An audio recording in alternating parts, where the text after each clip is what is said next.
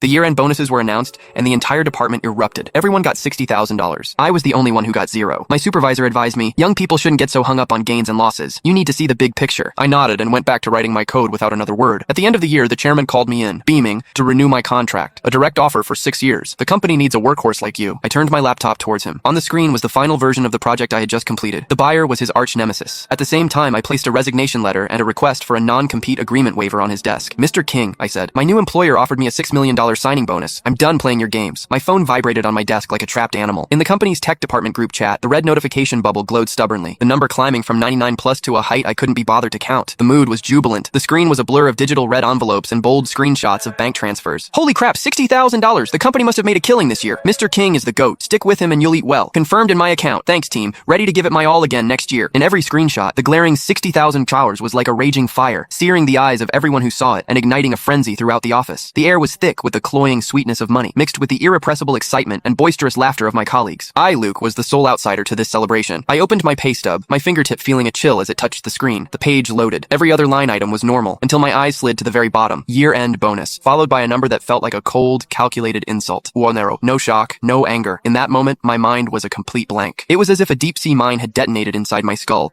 and in its wake, the world fell into a dead silence. All sound, all color, bled away. All that remained was that Nua Waller burning itself onto my retinas like a vicious brand. Luke, my office. My supervisor, Leo Kane, stood at his door beckoning to me. He wore that familiar smile, affable yet permitting no argument. I stood up without expression, pulling back my chair and walking through the ecstatic crowd. My colleagues, who had just been cheering, now wore complicated expressions as they looked at me. Some pity, some gloating, but mostly the detached amusement of watching a drama unfolding. I didn't care. I walked into his office and closed the door, shutting out the noise. Leo pointed to the chair opposite him and poured me a glass of water himself. Luke, you saw the pay stub, right? He began, his tone as calm and steady as a therapist conducting a session. I nodded, saying nothing. I know you must be feeling like this is unfair, he continued slowly, taking a sip of his tea. But you have to understand, as a young man, you need to see the big picture. You can't just focus on short-term gains and losses. The big picture? A cold laugh echoed in my mind. Such a familiar phrase. When he made us work late into the night, he'd say, young people need to hustle to grow quickly. That's seeing the big picture. When he made us take over failing projects for free, he'd say, with great ability comes great responsibility. This is the company's trust in you. You have to have perspective. Now, with those same words, he was erasing the blood and sweat of more than 300 days and nights of my life. You are the core of Project Zenith, the soul of the operation. The company sees it, and the chairman sees it. Leo's voice was laced with a persuasive power. This, you could say, is a special test from Mr. King. He wants to see if you're just in it for the money, or if he can truly entrust the company's future to you. Pass this test. Prove your loyalty and your perspective, and your future will be limitless. He leaned forward, lowering his voice to a conspiratorial, solemn whisper. Trust me, the company will never mistreat a true contributor. I looked at him, at the face that seemed so sincere as he sold me this fantasy. I could see the calculation and contempt in his eyes. He saw me as a tech nerd he could easily manipulate, a fool who didn't understand office politics, someone who could be placated with a few empty words.